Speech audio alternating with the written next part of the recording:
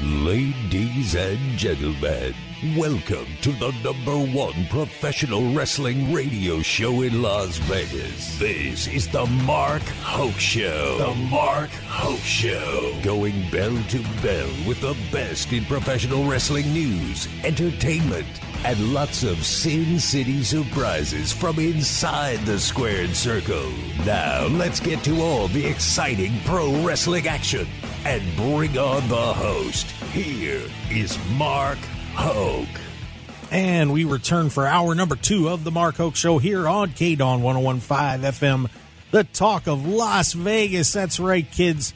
A rainy day here in Sin City. Yeah, it does rain in the desert, believe it or not. It happens. I didn't do it, though. It's not my fault. But we are bringing you the best in pro wrestling news and entertainment. And boy, I'll tell you, what should have just been, we're sneaking into the Royal Rumble, let's get ready to roll, has turned into an incredibly newsworthy week. We're going to break it all down for you. Of course, Jose Vellante is off for the weekend because, well, he got old. It's his birthday weekend, and he's probably in a puddle somewhere. I don't know. He just can't handle it anymore. He's getting too old for it. So I had to call in somebody who's, well, probably better than him, but that's okay. Don't tell Jose I said that. He is the man from, of course, everywhere. 700 WLW in Cincinnati. Of course, SB Nation, Cage Side Seats, Fightful, and wherever the heck else he wants to be. Did I get it all, Rick? Rick Ucchino. I'm still at Sports Illustrated, by the way. They didn't blow up everybody, apparently. Oh, okay. Congratulations. Yeah, I was scared to say that. I didn't. Seriously, I didn't know. Yeah, trust me. No, when all that stuff was going on, I'm just sitting here and I'm like, cool. I'll just wait till I hear from my editor. Okay, good. We're fine. All right, business as usual. Well, that's so you can follow my Cincinnati Reds coverage this season on Sports Illustrated. Great. I'm happy to hear it. So am I. Well, Rick, thank you for sitting in with me for this hour. We're excited to have you back on the show. Just a brother from another mother. I was gonna say Jose's getting old. I've been old for a while now, so you know I can squeeze in anytime you need me to. I appreciate it, but yeah, this has been one heck of a week, and man, I'll tell you, we were just talking with Brad Powers, our betting expert. Of course, and I want to, by the way, I got to put a little bow on that real quick. If you are interested in, placing any bets on wrestling, you can go on our website, markhokeshow.com, and click on that link to Bet Online AG. We do have a little bonus you can get, or if you can put in up to $1,000 and get $500 bonus on that. Just put in the code that's on that banner and bammo. And so Bet Online actually will take wrestling bets? Yes. They'll just put out the odds that you can actually bet on the pro wrestling? Yeah. Ooh. I might have a much better chance at that than I have the NFL playoffs so far this year. You might. You might. Jeez. But my butt on that. I'm sorry, Rick. I'm really sorry. But not really, but yeah. I'm not winning. I'll say that much. Fair enough. But it was funny because we just did a segment about, how to bet and, some fundamentals on that. And then we started talking about some of those betting odds, but we were discussing how this injury to Seth Rollins may have thrown the entire situation with the Royal Rumble and WrestleMania into complete chaos. So let's just set the stage on what happened. So Seth Rollins was wrestling Jinder Mahal in this incredibly important match that had to happen on Monday Night Raw. And he, according to Sean Ross Sapp from Fightful, tore his MCL, which is the ligament that runs on the inside of your knee, and also tore his meniscus, which is, there's two meniscuses inside your knee. It's the padding that keeps the bones from touching. And this injury, well, it's interesting because this isn't your ACL. The ACL is the one that kind of runs down the middle and in the front. That's the big one. That's the big one. And that's like the only good news out of this situation is that is still intact. Yes. So it's not a Charlotte Flair situation where he's going to be out 9 months to possibly a year or longer. So Right. So it all depends on the severity of the MCL and the meniscus injury. Right. So with an MCL, the longest recovery time on that is 16 weeks, which would obviously be too long. The question is, number one, did he tear this thing all the way? Right. If he didn't tear it all the way, there's a good chance he's going to be able to make it back. With all the therapies and things that can be done, especially with stem cell therapy, that thing can heal pretty quickly. A lot of times recovery time can be done in about 6 weeks, which would give him enough time. We're about 10 weeks out that you can recover from that. The question is, will he? And we're going to get an announcement on Monday Night Raw tomorrow, apparently, as long as Sean's report is correct. Well, I mean, they've already announced that he's going to kick off Raw and address his future as World Heavyweight Champion. So WWE has announced that is happening, which at least shines some validity to Sean's reporting that there's something wrong with Seth Rollins right now. So, we get to play a little speculation game here, Rick. It's time for everybody's favorite game show, Reckless Speculation. Yeah. What do you think? What? Good Lord. Man. So I too was doing some Dr. Googling and looking at the window that I saw for most MCL meniscus type injuries is anywhere from 3 to 12 weeks. So even if it's the 12-week window, you can't keep the World Heavyweight Championship on him. I mean, I guess you could. I guess you could do that if you really wanted to, if you wanted to Roman Reigns the heck out of this thing and just say, screw it. After wrestling literally until the wheels fell off for Seth Rollins, wrestling every house show and every Monday Night Raw and putting the title on the line against literally anybody, including Jinder Mahal, right? You could just park him on the bench and say, hey, winner of the Royal Rumble faces Seth Rollins at WrestleMania, and that'll be his next match, and hope that he gets better. Probably, though, you're not going to do that. And that it all comes down to, what do you think you can do with Seth Rollins? Is there, because this was a slam dunk main event.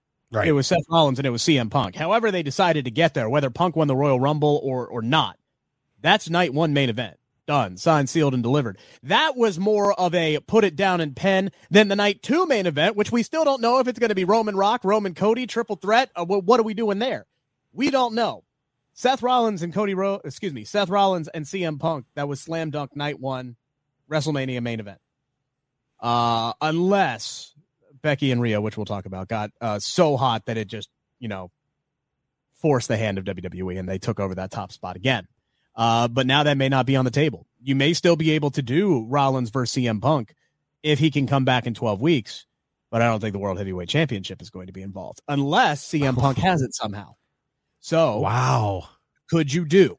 So here's my thought process on this. Let's just say Rollins has to miss a decent chunk of time and he has to drop the World Heavyweight Championship. So what do you do? Luckily for WWE, they have a lot of options. They do. They have a lot of viable options. And I think the easiest one for me, put the World Heavyweight title on the line inside the Royal Rumble. I think that is the easiest. I think that is the easiest solution is you put the title on the line in the Royal Rumble, and then it comes down to three dudes. Could you imagine the final three being Drew McIntyre, who's been chasing that thing, Cody Rhodes, who's been trying to finish any damn story he could possibly, and then CM Punk is standing right there. So you got Punk, you got Drew, you've got Cody, and you know what? Yeah, you have Punk win the dang thing, and if you think Seth can get back in time, then all of a sudden Seth is the challenger for CM Punk somehow at WrestleMania, and you could do Punk and Drew at Elimination Chamber. If not, maybe you hold off and wait till Seth can come back after WrestleMania, unfortunately, and you do Drew and CM Punk after their face-off just a couple weeks back. You can do that at WrestleMania. There's a lot of options that they could go that way. Or they could have Damian Priest cash in. Maybe they completely pivot altogether and they have Sami Zayn win the Royal Rumble, and you could do Zayn and Drew McIntyre at WrestleMania. Wow. They have so many organic over baby faces right now on Raw. You never, ever, ever, ever, ever, ever want to see an injury to somebody like an injury to anybody, but an injury to Seth Rollins, especially ahead of WrestleMania season, where it finally looked like he had his locked, sealed, and delivered main event match, marquee match against CM Punk. But if there was ever a time in WWE's history to have this is a pretty good time because Triple H is set up really nice right now. Here was my thought of what I would probably do, because I think that it is a little too risky to keep the title on him. I think there's a good chance he could get back and he'd be okay. And the one thing about an MCL injury is that you can kind of brace up, and by that time period, he could probably cover it, especially if he did like a triple threat match or something. But I think it's a little too much of a risk. But I think here's the thing though, real quick on that. And I've heard a lot of people say, oh, well, he's done this before. He's had similar knee injuries. He can get back. All the medical, advancements that have been made, all of that. And everything you said, 100% true. Seth has got a lot of wear and tear. Yep.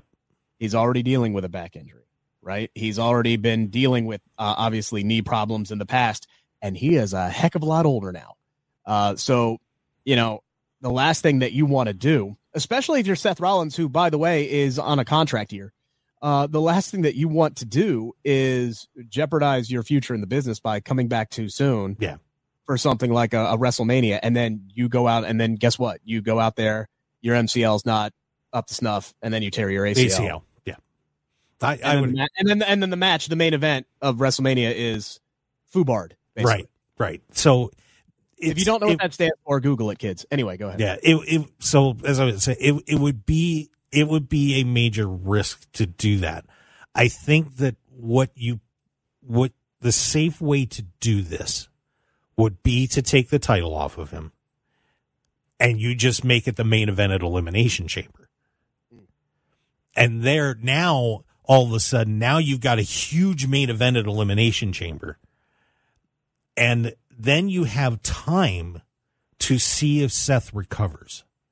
You're going to be able to get to March with whoever. And if you want to make CM Punk the champion, that's fine. And of course, you have other options there too. But if let's say, and even if you don't want to make CM Punk the champ, well, you can end up with a triple threat if Rollins gets back, and if not, so be it. But you'd have a chance to make, you're in a new place in Australia, and you blow that Elimination Chamber main event up, and all of a sudden now everybody wants to watch Elimination Chamber because you're going to get a new world heavyweight champion, of what's next. And if it turns out that Seth's injury isn't that bad, now you can get back to that pretty easily. So I think that if it were me, I think that's the route that I'd take, because it kind of leaves you a path to get Seth back in there if he's okay. And, plus you could possibly you could do something like LA Knight wins that and Damian Priest cashes in down there too, and do something crazy like that just to screw around. So, yeah. And that's the thing with the Rumble is, and that's kind of the idea I like with putting the belt on the line inside the Royal Rumble. If Seth has to relinquish it, is, you can really go with anybody. You can have somebody pull off a shock. I mean, LA Knight gets pinned by Roman Reigns in, the match to open up the show for the World Heavyweight Championship, for the WWE Championship. And then he comes out and he wins the World Heavyweight title in the Royal Rumble. You could do something like that. You could pull off a surprise move. You could do the same thing with Orton, or you could do the same thing with AJ Styles for all I'm concerned. Just from an actual storyline purpose, I think it makes a lot more sense if it is somebody on Monday Night Raw, if it is somebody like CM Punk, because I don't think Punk was ever going to win that match against Seth Rollins at WrestleMania. I think really? Rollins, I don't think he was. Wow. Because how many times can you do that to Seth where you're like, hey, we're bringing in this new guy. We're going to have you work a bunch of matches with him, and you're going to lose all of them. Like, how many, they did that, he'd had his match with Edge. He did his whole feud with Edge, and they did that. His whole story leading up to WrestleMania is that, when Cody Rhodes came back, was that, nobody can sniff his jock and this, that, and the other thing, and he'll beat anybody who puts in front of him. And then Cody comes out there and beats him in his first match back, and then comes back and beats him 2 more times. I mean, he put over Cesaro at WrestleMania. I mean, there was a streak there where he lost like 3 or 4 straight WrestleMania matches. Like, you're really going to have the guy who spent the last decade just defecating all over Seth Rollins and this company any chance that he could get, including on national television, you're going to come back and put him over on your golden boy in the main event of WrestleMania? I don't think so. I don't think Punk was ever going to win that match. Just him winning the Royal Rumble and then getting that match, that's enough for him, I think. I don't know. I don't want to put words in the guy's mouth. I don't know him from Adam. I've never talked to him. I'm hoping he wins the Royal Rumble so I get to ask him a question in the press conference. But regardless, I don't think he was ever going to win that match. So if you have him win it at the Royal Rumble, you have him win the World Heavyweight title, which would be so poetic, almost 10 years to the day that he should have won the Royal Rumble, and he ended up walking out of the company. He comes back in his first official match back with WWE on television and wins the Royal Rumble, wins the World Heavyweight Championship, punches his ticket to the main event of WrestleMania. Then you can have Rollins pull his Messiah miracle comeback and beat CM Punk for the World Heavyweight Championship. And I like this because it gives you enough time where you can have CM Punk defend the belt at Elimination Chamber and at least get a successful title defense before dropping it at WrestleMania. Man, interesting possibility. God, that is just, it's funny, Rick, just thinking back to about 2 years ago where we had a barren main event scene in WWE, and now here we are. Here we are. I wouldn't be opposed to having that same exact scenario, by the way, if you don't feel like Rollins can come back, if you're not confident, have Drew McIntyre be the guy who wins the Royal Rumble, wins the World Heavyweight Championship, the guy who is doing arguably the best work of his entire career, and then have him defend the belt against CM Punk at WrestleMania, and then you could have Punk win it there. Or Seth Rollins is just going to walk out and say, I'm good. Screw y'all. Let's go. Yeah, and then he'll get cashed in on that Damian Priest. That's exactly what's going to happen. It's either I have to relinquish it, or he's going to do his whole, I'm fine, ha, ha, ha, ha, ha, laugh, this, that, and the other thing. And then Damian Priest actually comes down on him, gives him a chop block, hits him with the briefcase, maybe gives him, Heaven's Gate or whatever the heck his finisher is called, and pins him and walks away with the World Heavyweight title. And then I don't know what you're doing at that point because, Damian Priest and Drew, do you have Priest immediately just drop it inside Elimination Chamber? The more I think about it, I don't like the idea of Damian cashing in, because I don't think Damian's going to get a very long run if he does cash in. Although right now I don't get the feeling like he's going to be successfully cashing in anyway, so maybe at least that would be a little gift to him. But I like the idea of putting it on in the Royal Rumble. I think it just gives you so many more possibilities, and it just makes that match so much that's already big and hyped even that much better. And isn't that what WWE's all about, is making things bigger and better? Yeah. Or could have R-Truth steal the case and win the championship. But, that would be a little too crazy.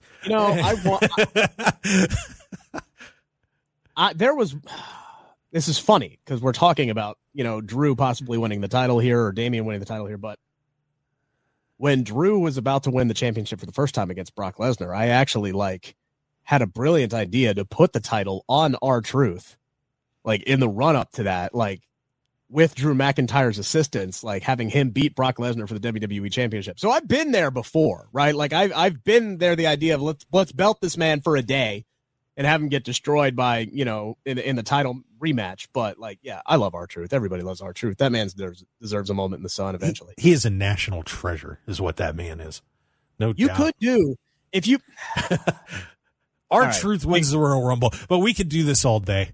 We could, but no, you have Damian Priest cash in. R-Truth doesn't win the Royal Rumble, but you could have this whole story between R-Truth and the Judgment Day lead to Damian Priest defending the World Heavyweight Championship against R-Truth at WrestleMania. You could do that if you really wanted to. Oh, dear God. Wow. Okay. And here's the thing. You sit there and you go, what are you talking about? What are you doing? I guarantee you that crowd would be electric for that match. You're right. That crowd would be on their feet because R-Truth is that over. You're right. You're right, Ricky Chino. You are. Of course I am. Let's take a break, everybody, shall we? Before Rick and I destroy our brains and turn them into pro wrestling mush. Been there, done that, bought the t-shirt. There you go. All right, let's step back, take our first break of hour number 2 here on the Mark Hoke Show here on KDAWN. Ricky Chino sitting in for Jose Volante, who is probably mush from his birthday celebration.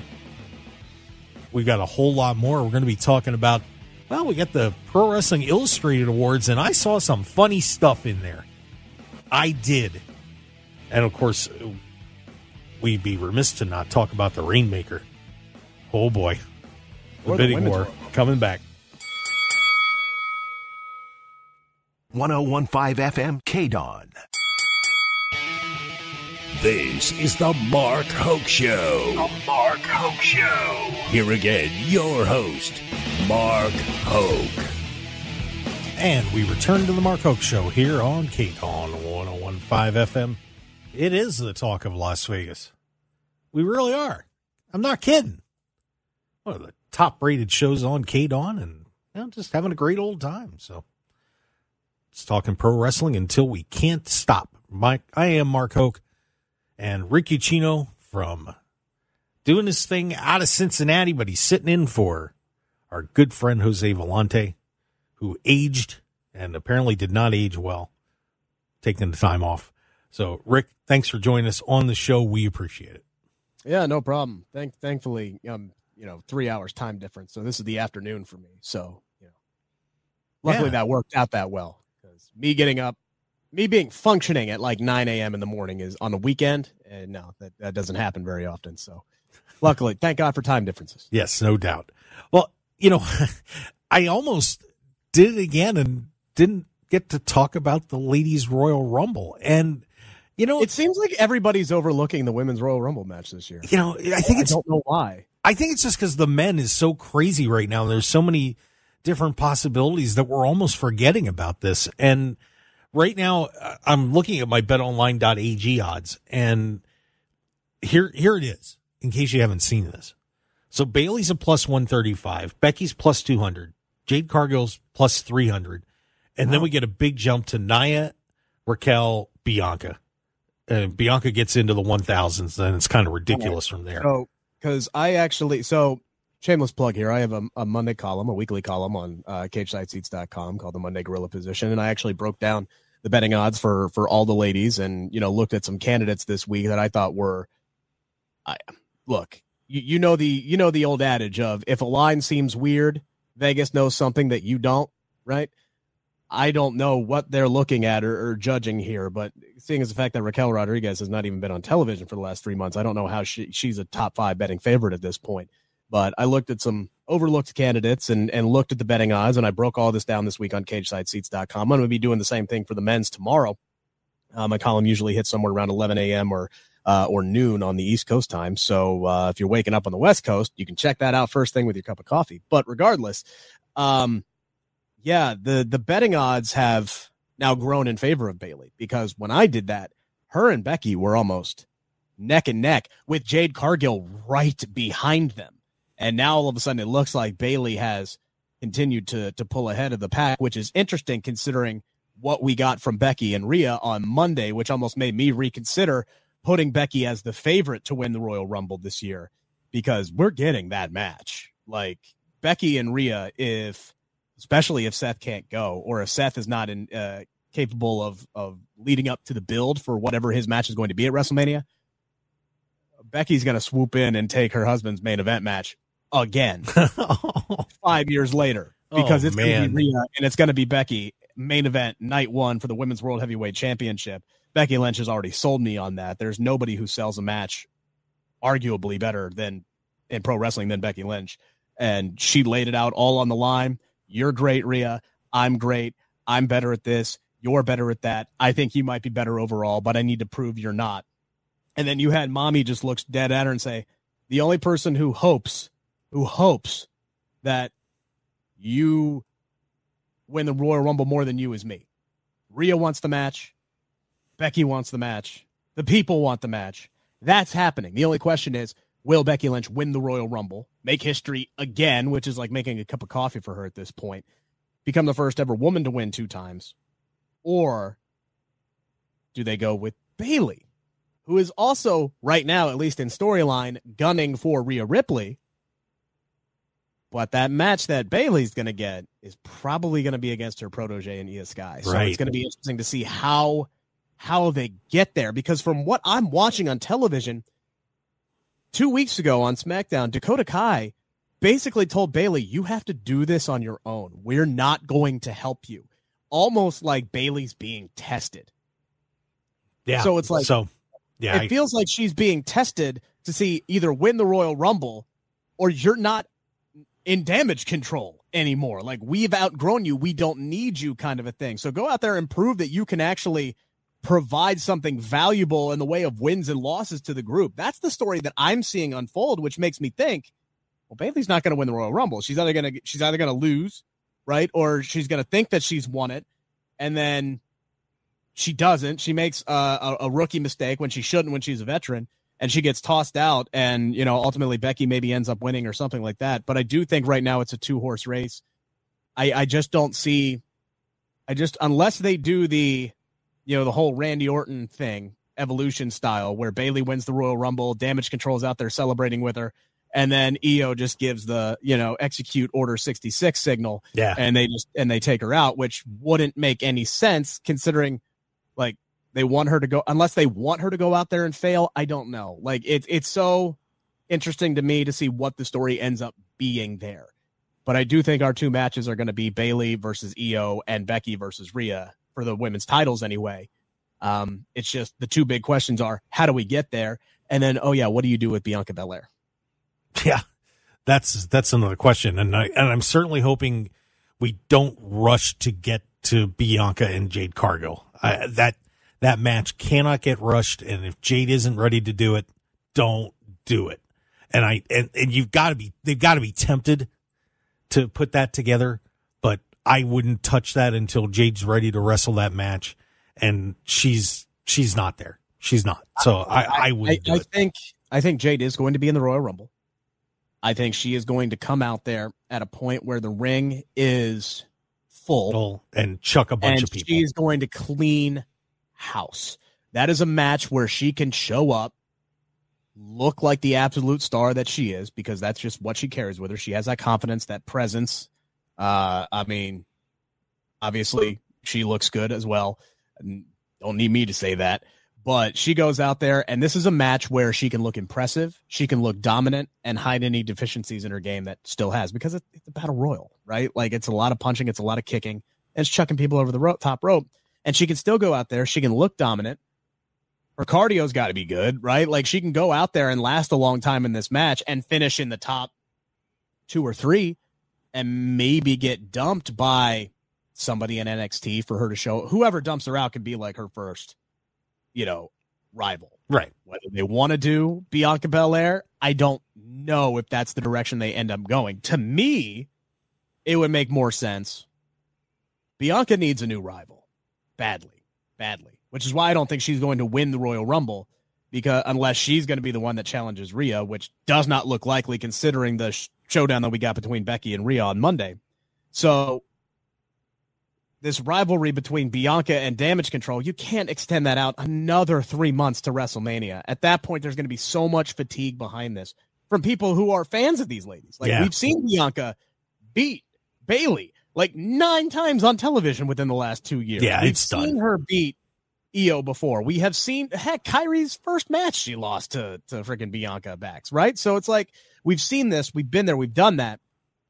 We need a new opponent for Bianca, and that's where I think somebody like a Trinity, and yes, I would bring her back as Trinity, makes a lot of sense here. Well, makes a lot of sense for multiple reasons. And there's one factor that I'm still curious about. I was at the TNA Hard to Kill and the Snake Eyes tapings this last weekend, and Mercedes was there with Bayley, and I know the 3 of them, with Trinity are really good friends, and everybody is saying it's a done deal. Mercedes is going to AEW, but there's just something in my gut that is telling me that she's going back to WWE, and I don't know what it is, but it I don't know. It just doesn't seem like the fit to me. You know what I mean? I mean, Mercedes would go into AEW and be the star of the division, but I don't know. It just, it's like, it doesn't seem like home. You know what I mean? You know what it is? It's and they're all such good friends. It really doesn't feel like her going there would be the right thing to do, with all of them being so tight and, it's not her thing. I don't know. And for her to show up at the Royal Rumble too would be it would just be amazing. You know, for her, that to be her comeback. And if Trinity showed up too, wow. If she shows up, she's winning. Like, signed, sealed, and delivered. It's happening. And then you could somehow put the title on Bayley at Elimination Chamber, and then you can do Sasha and Bayley at WrestleMania, right? Like, that would be the match that I would go with. But especially if Mercedes is the one who dumps Bayley to the outside in that match, somehow you got to get around to doing that. And maybe you could have a story here where, you know, it's Io defending the title inside of Elimination Chamber, and Bayley is the one who is in there like, don't worry, I got your back, I'm going to protect you. And then she accidentally causes Io to get eliminated and then goes on to win the match and win the title. Oh, that creates a whole bunch of different angles that you could do. But ultimately, and again, I don't know Mercedes. I've never talked to Mercedes, but everything that I've read about her, everything that she presents about herself, she is all about respect and getting what she believes that she is worth. And if, you know, WWE doesn't meet her on any of those levels, if she feels like, you know, they're not going to showcase her in the way that she thinks that she should be, if they're not going to meet her dollar figure, I think that's the most important thing to her, is for WWE, especially after the exit that she had when her and Naomi walked out because she didn't feel like she was being, you know, appreciated and utilized to what her star power is. And then she went out with New Japan and showed exactly what that star power is. I mean, I'll never forget the fact that she was in a freaking Star Wars show and they barely even mentioned it on television. Like, what are you doing there? Yeah. But regardless, like, it's one of those things where if WWE meets her on her figure and says, yes, you are as good as you say you are, and we're going to give you the Cody Rhodes CM Punk welcome back, here's your WrestleMania main event against Bayley.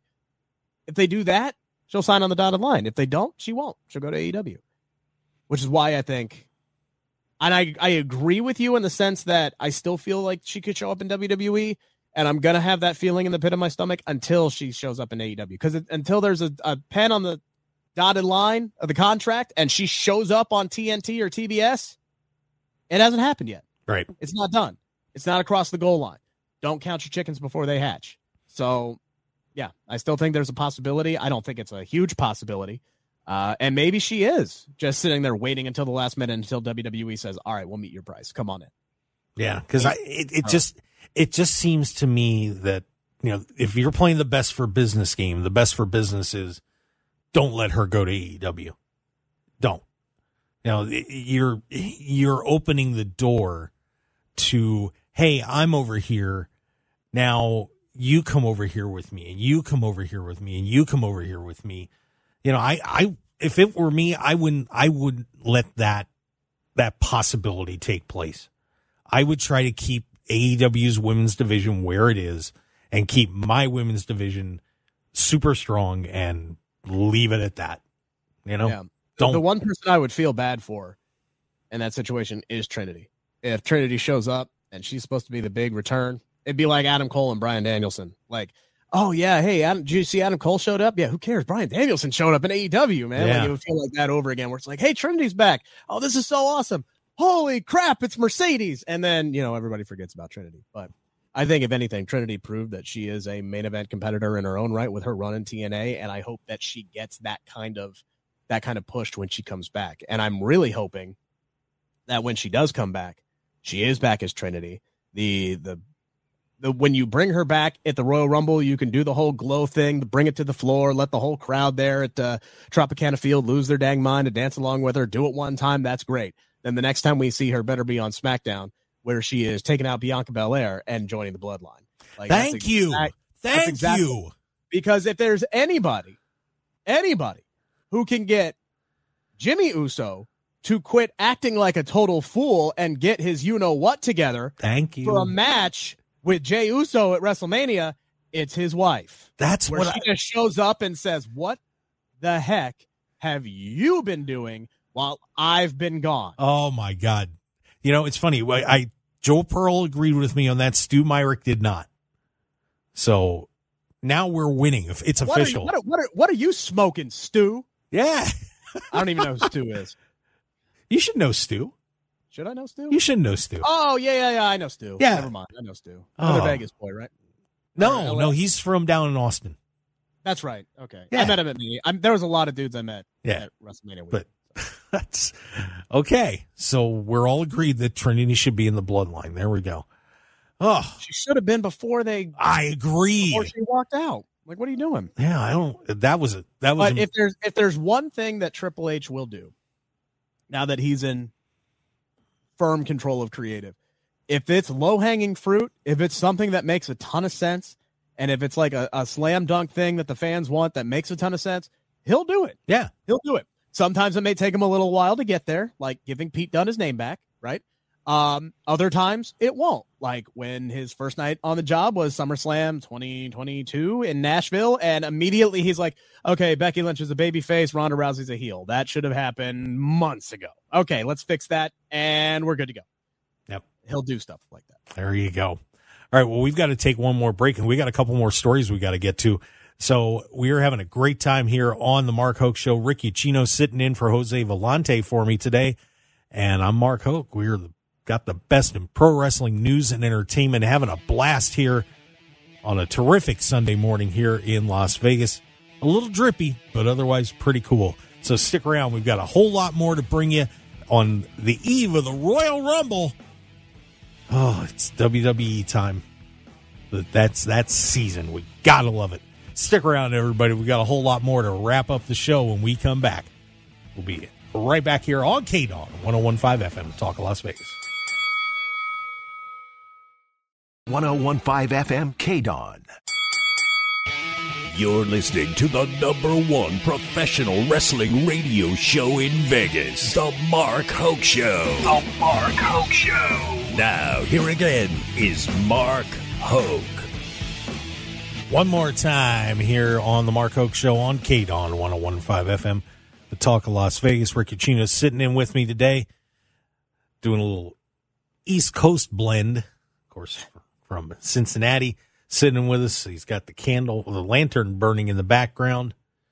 Still got that creepy little fiend doll hanging out. And it Always scares me if I see it. I just have nightmares. But it's okay. God, so many collectibles back there. It's scary. Next time you get out to Las Vegas, Rick, you got to hang out in our studio. Okay. Yeah, we get some fun stuff in here. But now I only want to take a minute or two on this real quick because I want to make sure we get to the PWI awards. But of course, the Rainmaker has left New Japan, and he is a free agent. Okada is now going to be getting paid a lot of money by somebody. Will that somebody be WWE or AEW? God, I genuinely have no clue. I have no clue because I have no clue what Okada wants, right? Does he want to go out there and make the biggest bag possible and be presented on the best stage imaginable? If that's the case, then he's going to sign at WWE and he's going to be in a marquee match at WrestleMania versus somebody, whether it's, I mean, heck, if you're going to do Rock versus Roman, to Cody Rhodes versus Okada at WrestleMania if you really wanted to, or you could do if Rollins isn't going to be there, you could do Okada versus CM Punk for the World Heavyweight Championship. Like there's so many different things that you could do with him. Heck, even if it's just something as simple as, hey, okay, let's have the rubber match. Let's do Big Bronson Reed versus Okada at WrestleMania and let that big man shine on the stage, just like those two tore it down over in Japan, right? Like you could present him as such a big star, and Triple H will use him correctly, or does he want to go and work with a bunch of people that he's worked with before, and it's an environment that he might be a little bit more comfortable in. It's also an environment where he would not have to move to the United States if he doesn't want to, and sign an AEW. If that's the case, that's where he'll go, because typically they don't make a whole lot of exceptions. If you work for WWE, you got to live stateside. Yeah. Or at least in Canada, right? So I don't know if he'll do that. I genuinely don't know. It's going to be interesting to see which one he chooses, though. Yeah, and I'm curious if WWE fans really know who Okada is, the casual ones. I guarantee you at least a bigger percentage of AEW's audience is going to know. Right. They're going to know who Okada is. So, yeah, we'll see how that goes. But it's something to watch, and if you have not seen Okada or not aware of Okada, get aware because he's going to be on your TV screens a lot very soon. Same with Julia, by the way. I'm sorry? Same with Julia, by the way. Yeah, she's going to be around too. The PWI awards came out, fast rundown, and then we're going to talk about a couple things that came up with this. Wrestler of the Year is Seth Rollins. Okay. I don't have a problem with that. Rhea Ripley wins Woman of the Year. Faction of the Year is the Judgment Day. Tag Team of the Year is FTR. Match of the Year was the Rhea Ripley-Charlotte Flair match at WrestleMania. Inspirational Wrestler of the Year is Mark Briscoe. Comeback of the Year is Trinity. LA Knight wins Most Improved Wrestler of the Year. Saul Ruka wins the Rookie of the Year award. Indie Wrestler of the Year is Matt Cardona. Feud of the Year is Sami Zayn versus The Bloodline. Most Hated Wrestler of the Year is Dominic Mysterio. Most Popular Wrestler of the Year is Cody Rhodes. Well, the first one, the Wrestler of the Year, kind of struck me a little bit because you kind of would have thought that two of the guys that had the world championships all year long, Roman Reigns, MJF, and neither of them get it. The fans said, we want Seth. I was a little surprised. And where that balloting, it went Seth, Gunther, Will Ospreay, MJF. Roman wasn't even in top 4. Well, it's Wrestler of the Year, right? And I think people, especially those who are going to vote for PWI, they're going to take that to heart. It's not Superstar of the Year, right? It's Wrestler of the Year. I'm honestly surprised, if anything, that Will Ospreay or Bryan Danielson didn't get that for the quality of matches that they have been having. Seth's been on a heater though. Seth has been a pillar until quite recently. Seth has been a pillar of consistency, and he goes out there. He always puts on quality matches. He makes whatever WWE hands him work. He's great on the microphone. He can wear many different hats. You need him to be a clown, he'll go out there and be a clown. You need him to be a killer, he'll go out there and he'll be a killer. He is a pro's pro. So I don't have a problem with giving it to Seth Rollins. Am I a little surprised that he got it over some of those other technical, geniuses? Yeah, a little bit, but not much. It's not egregious to me by any stretch of the imagination. No, I didn't think so. One thing that struck me here on the Most Hated Wrestlers of the Year, and I am not surprised that Dominic won this. Oh, absolutely deserved it. But here were your top 4, and number 4 was the shocker to me. Okay. It was Dominic, then Christian Cage. Sure. Not a surprise there. Roman Reigns was 3rd. Number 4 was CM Punk. Oh, I get that. I totally get it. But I was surprised to see him finishing in the top 4. The only reason he didn't win that category is because the other 50% of wrestling fans love him.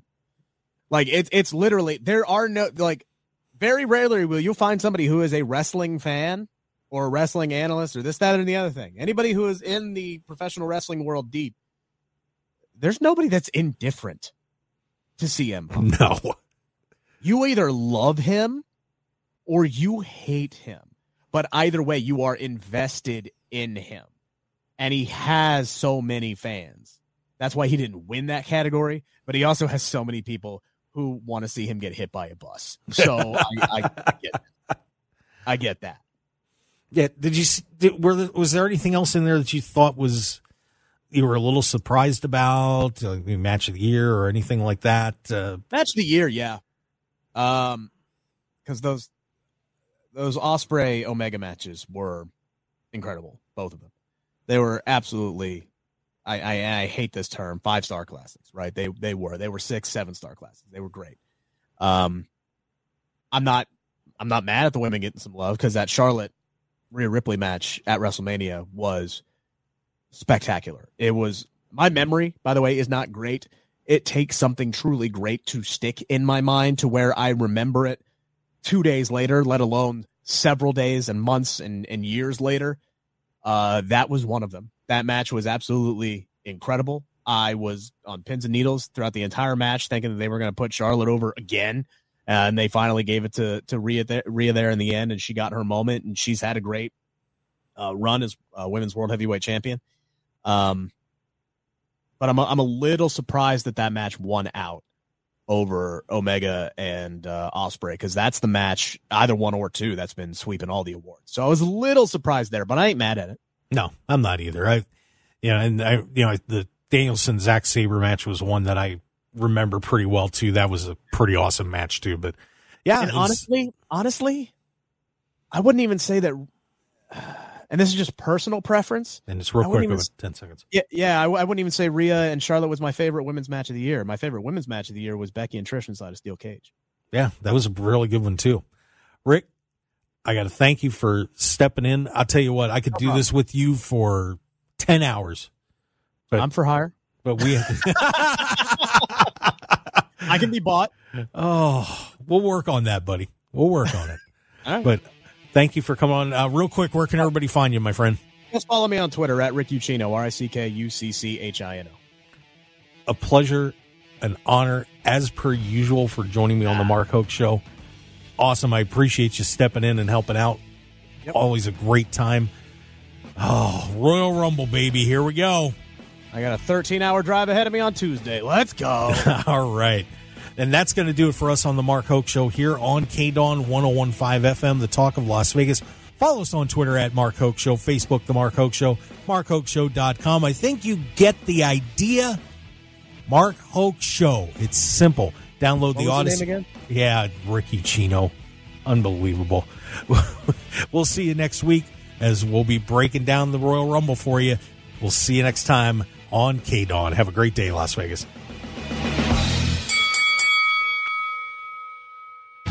Want more of The Mark Hoke Show? Follow us on Twitter at Mark Hoke Show, like us on Facebook at The Mark Hoke Show, and visit MarkHokeShow.com to keep up with everything happening with the show. And remember to check out all of our archive shows on YouTube at The Mark Hoke Show and download our podcasts at markhokeshow.podbean.com and all your favorite podcast outlets. So join The Mark Hoke Show family today, and thanks for listening.